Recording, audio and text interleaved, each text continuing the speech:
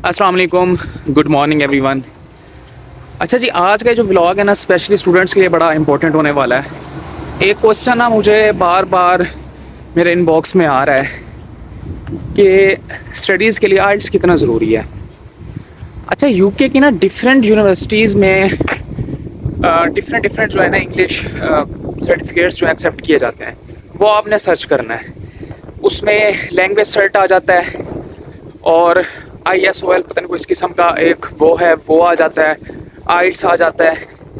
अच्छा, मेरी जो रिकमेंडेशन है ना वो है आइल्स।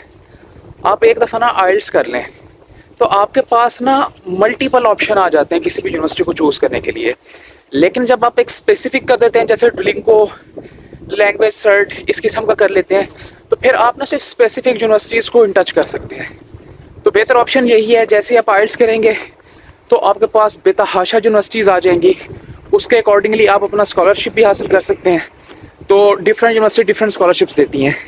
अगर आपकी जो ग्रेजुएशन है उसमें मार्क्स अच्छे हैं तो आपको एक अच्छा स्कॉलरशिप मिल जाता है। अच्छा, स्कॉलरशिप डिपेंड भी करते हैं इन चीज़ों पे कि आप आ, कितने जल्दी फ़ीस सबमिट करवा रहे हैं, आपके ग्रेड्स कितने हैं। तो ये सारी चीज़ें स्कॉलरशिप पे डिपेंड करती है। हम ये नहीं कह सकते फ़लाँ यूनिवर्सिटी आपको फ़लाँ कोर्स में इतना जो है वो स्कॉलरशिप दे देगी। तो मेरा फोकस, मेरा जो मैसेज है वो सबके लिए यही है कि आप लोग ना आइल्स पे तवज्जो दें। अब देखें यूके की जो यूनिवर्सिटीज़ हैं, जो मैक्सिमम जो टॉप रैंक यूनिवर्सिटीज़ हैं, वो ओवरऑल 6.5 मांगती हैं, नॉट लेस दैन 6। तो आप फोकस कर लें कि आइल्स ही कर लें, बाकी हर चीज़ को छोड़ें। तो आपके पास एक अच्छा टाइम है। और वो स्टूडेंट्स जो अभी तक ग्रेजुएट होने वाले हैं, कुछ 6 मंथ रह गए हैं, 5 मंथ रह गए हैं, तो आप लोग अभी से आइल्स की तैयारी शुरू कर दें, ताकि जैसे आइल्स का रिज़ल्ट आएगा तो उसकी एक रिज़ल्ट की ना 2 साल तक वैलिडिटी होती है। तो जैसे अगर आप अप्लाई करना चाह रहे हैं, आपका प्लान बन गया अब्रॉड जाने का, तो आप इजीली स्विच कर सकते हैं, आपका ये हर्डल तो ख़त्म हो जाएगी। एक और चीज़ ये है कि अगर आपका कहीं ना कहीं स्कोर कम आ जाता है, फॉर एग्जांपल ओवरऑल आपको 6.5 आ गया है, लेकिन कोई एक कंपोनेंट है जिसमें 6 से कम आ जाता है, तो आप दूसरी यूनिवर्सिटीज़ को भी देख सकते हैं कि हाँ, ये यूनिवर्सिटी जो है मुझे इस स्कोर पे एडमिशन दे देगी। नहीं तो अगर आप कहीं और नहीं जाना चाह रहे, आपका स्पेसिफिक एरिया, आप इस यूनिवर्सिटी में इस एरिया में आना चाह रहे हैं, तो आप वहाँ पे प्रोग्राम स्विच करवा सकते हैं। कुछ यूनिवर्सिटीज़ अलाउ कर देती हैं, वो कहते हैं अगर आपका आइल्स स्कोर नहीं है तो आप इस प्रोग्राम में आ जाएँ, तो आप उस ऑफ़र को भी एक्सेप्ट कर सकते हैं। तो ये सारी आप पे आपकी सर्च पे डिपेंड करता है, आपके कोर्स मॉड्यूल पे डिपेंड करता है, और आपका क्या फ्यूचर प्लान है उस पर डिपेंड करता है। तो इस चीज़ को ना लाजमी देख लें, ऐसे किसी सुनी सुनाई बातों में ना जाएं कि फ़लाँ ने ये कर लिया तो अब फ़लाँ ये कर लेगा, ऐसे ऐसे कर लें। नहीं, आप सर्च करें, जितनी कोशिश हो सकती है सर्च करें। बाज़ का स्टूडेंट्स को थोड़ा सा मुश्किल लगता है कि यार मैं क्या सर्च करूँ, इसका करियर क्या है, तो हर चीज़ गूगल पे अवेलेबल है।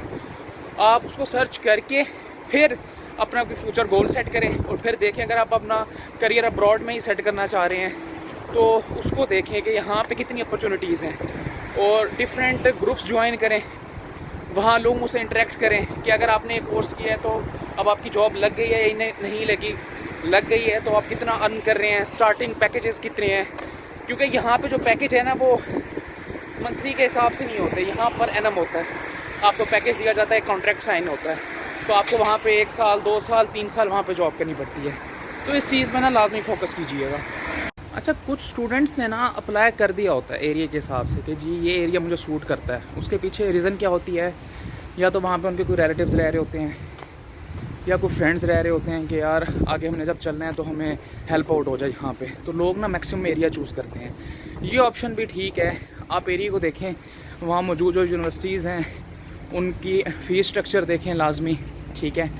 जो साथ साथ इलाके हैं आप उनमें भी मूव कर सकते हैं, ठीक है, कि वहाँ से आने के लिए यहाँ पे ट्रेन बसेस हैं, कुछ ज़्यादा महंगी नहीं होती, जो बिल्कुल नज़दीक होती हैं उनके चार्जेस बहुत कम हैं यहाँ पे। स्टूडेंट आपका आईडी कार्ड जब बन जाता है तो वहाँ पे काफ़ी सारे डिस्काउंट भी मिल जाते हैं। तो साथ नियर बाय एरिया में शिफ्ट होना भी कोई बड़ी बात नहीं है, ठीक है। तो जब आप किसी यूनिवर्सिटी के अंदर अप्लाई कर देते हैं ना, तो फिर वहाँ से ना एक ऑफ़र लेटर आता है। अब ऑफ़र लेटर क्या होता है, उसके ऊपर मेंशन होता है कि ये आपकी रिक्वायरमेंट्स हैं, अगर आपने इन रिक्वायरमेंट्स को मीट कर लिया तो हम आपका एडमिशन सिक्योर कर लेंगे।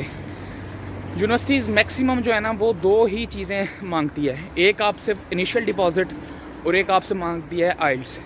या कोई दूसरा टेस्ट जो उन्होंने रिक्वायर किया हुआ होता है, तो आपने सबसे पहले उस टेस्ट को कंप्लीट करें। आइल्स या जो भी दूसरा इंग्लिश टेस्ट है उसको कंप्लीट कर लें आप, ठीक है, वो सबमिट करवा दें और इनिशियल डिपॉजिट जो उनका है वो जमा करवा दें। तो इससे क्या होती है, आपकी सीट सिक्योर हो जाती है। बाकी छोटे मोटे प्रोसीजर होते हैं जिनमें इंटरव्यूज़ होते हैं, और इंटरव्यूज़ में भी ना वो आपसे स्टडी रिलेटेड कुछ भी ऐसा वैसा नहीं पूछते, वो बस आपसे मैक्सिमम ना फाइनेंस की बात करते हैं कि भाई आपने पैसे जमा करा दिए, चलो ठीक है, कोई प्रॉब्लम तो नहीं है आगे आने में, पीछे सारे पैसे आपके पास मौजूद हैं यहाँ पे अप्लाई करने के लिए। तो इस किस्म के क्वेश्चन पूछते हैं। जब आप उनको हर तरह से येस कर देते हैं तो वो आपका जो है ना इंटरव्यू क्लियर कर लेते हैं। तो इन सारी चीज़ों को ना सबसे पहले फोकस करें, अपना माइंड बनाएं, उसके बाद अप्लाई करें। ऐसे नहीं अंधाधुंध नहीं अप्लाई करना, मैं बार बार कह रहा हूँ, अंधाधुंध अप्लाई नहीं करना। हर चीज़ को काउंट करके सोच समझ के फिर अप्लाई करें और फिर आए। चलिए जी, आज के ब्लॉग को समराइज़ यहीं पे कर देते हैं कि आइल्स के बारे में मैंने आपको सब बता दिया है, ठीक है। आराम से आइल्स कर लें, ठीक है। इसके लिए कोई ये ज़रूरी नहीं है कि आपने ग्रेजुएट होना है तो आइल्स करना है। आप किसी टाइम भी किसी मौके पे भी आइल्स कर सकते हैं। टाइम से आइल्स कर लें ताकि जो है ना आप अपने फ्यूचर को देख सकें, हमारा फ्यूचर आगे कहाँ जाने वाला है, ठीक है। अभी मैं जो हूँ, मैं एक पोस्ट ऑफिस में हूँ, कुछ काम थे यहाँ पे, तो यहाँ पे पोस्ट ऑफिस भी बड़े मज़े के हैं, ठीक है। और ये जो है ना एक मॉल के अंदर ही है, ओपन पोस्ट ऑफिस है। तो अगर आप मेरे सामने देखें तो ये लाइंस लगी हुई हैं पोस्ट ऑफिस की, ठीक है। ये पोस्ट ऑफिस है, सारा का सारा जिग जैग लाइंस हैं, और इसके अंदर आपने जाना है। आपके डिफरेंट काम जो हैं यहाँ पे वो जाके यहाँ पे होते हैं। तो चलें जी, गुड लक फॉर एवरीबॉडी जो भी अब्रॉड का सोच रहा है। अल्लाह का नाम लें, अपनी चीज़ें कंप्लीट करें। बाकी जो जो भी क्वेश्चंस हैं, अगर आप लोगों के क्वेश्चन आप लोग कहते हैं कि हाँ हमें इसके बारे में बता दें, तो आप नीचे कमेंट सेक्शन में ना कमेंट कर दें, तो इंशाल्लाह उसके ऊपर भी व्लॉग बनाना शुरू कर देंगे। जितनी इन्फॉर्मेशन मेरे बिहाफ से कलेक्ट हो सकती है मैं वो करूँगा। कुछ सीनियर से बात करके भी कि क्या क्या ऑप्शन हमारे पास मौजूद हैं, हम उस पर भी डिस्कस इंशाल्लाह करेंगे। चलिए, तब तक के लिए अल्लाह हाफ़िज़, अस्सलाम वालेकुम।